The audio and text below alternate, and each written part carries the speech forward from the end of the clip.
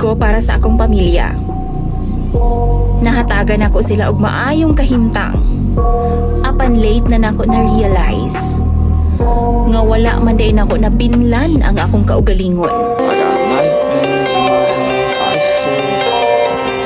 Kana ang akong kahimtang karon na DJ Sam. Tawagan na lang ko sa pangalang Maricel. 43 anyos na ko ug bag-o lang kong nakauli gikan sa abroad. Halos 20 ka tuig sabgo nga nag-abroad DJ Sam. 23 anyos ko kaniadto ang nagdesisyon ko nga manimpalag sa gawas sa nasod. Unang gumi ka mag-isuon DJ Sam. Ako ang ikaduha.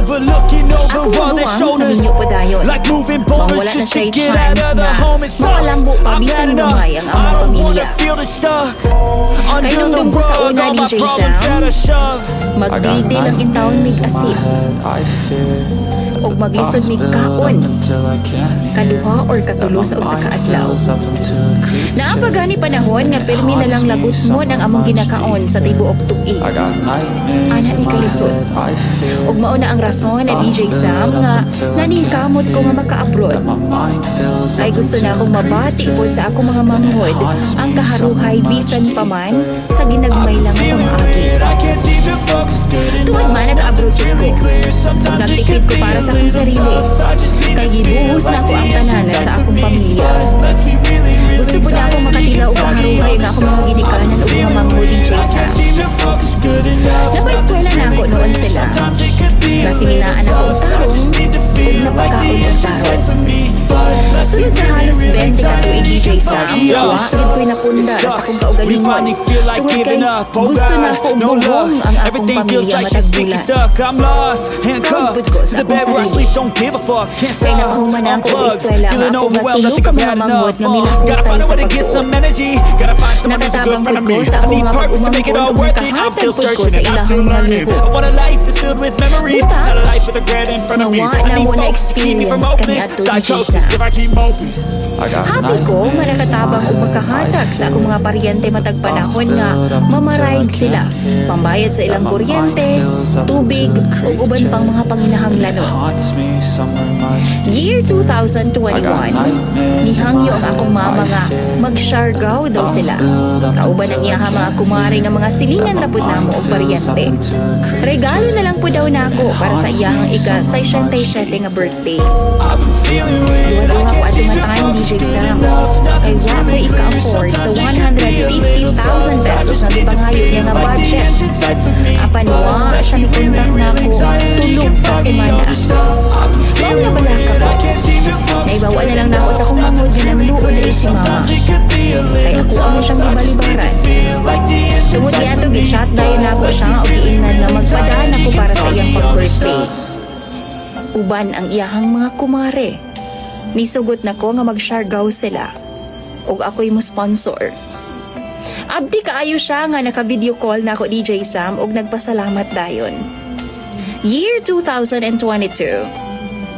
Gawa sa regular na akong ginapada DJ Sam. Nagpadugang pod si mama. Kay lagi, napriso daw ang among kinamanghuran na tungod sa drugs. Og nangayo siya og pangpiyansa sa ako DJ Sam. Gihatagan po na ako bisan halos wa na ko'y savings. Bisan sa akong kahimtang DJ Sam, wa ko gareklamo. Kay lagi, malipayon ko nga makasilbi sa akong pamilya. Wa pod ko'y karapatan nga magmaymay nila kay manluod man dayon sila. Apan last year lang, nagkasakit ko og sugod DJ Sam.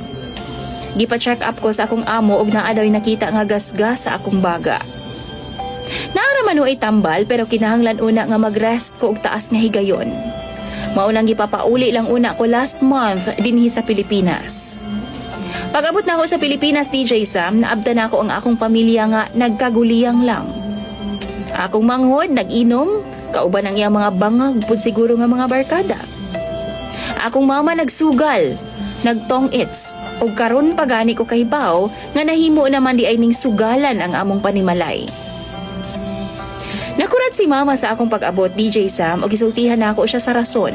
Apan imbis nga atimanon ko niya og silbihan. Ipasulod ra ko niya sa kwarto og nagpadayon siya sa iyang sugal. Pagkagabi diha, giingnan ko niya nga dili daw ko pwede nga magdugay sa Pilipinas. Kay daghan daw kaayo siya bayro nun. Daghang utang. Daghan pagkuwang sa mong panimalay ug wa na daw mo suporta nila. Mag-unsa na lang daw sila. Problema daw ang akong pag-uli, DJ Sam. Gani, giingnan pa ko niya. Nga kung ugaling man ma-okay na ko, makapahuway na ko gamay. Mangita na lang daw una kong trabaho sa amua, samtang dili pa ko kabalik sa laing nasod. DJ Sam, ani lang ba jud ko para sa akong pamilya? Nasakitan kaayo ko. Tapos imbes nga nagkasakit ko karon, imbes mag-care sila sa ako ako pa man noon ang ginapangayuan nila para sa pang-adlaw-adlaw. Walay mga trabaho ako mga igsuon nga nangaminyo na DJ Sam. Maong sa amo arapod gasalib. Pati pag umangko na ako pa. Kay kung mag-no man good ko, dalo na dayon ang tanaw nila sa ako Unsa man ang akong buhaton, DJ Sam. Sa imong mga followers, kung kamo ang naa sa akong sitwasyon, maantos pa ba ninyo ang ingon ani nga klase nga pamilya? Tambagi daw ko ninyo, please lang. Imong follower, DJ Sam, Maricel.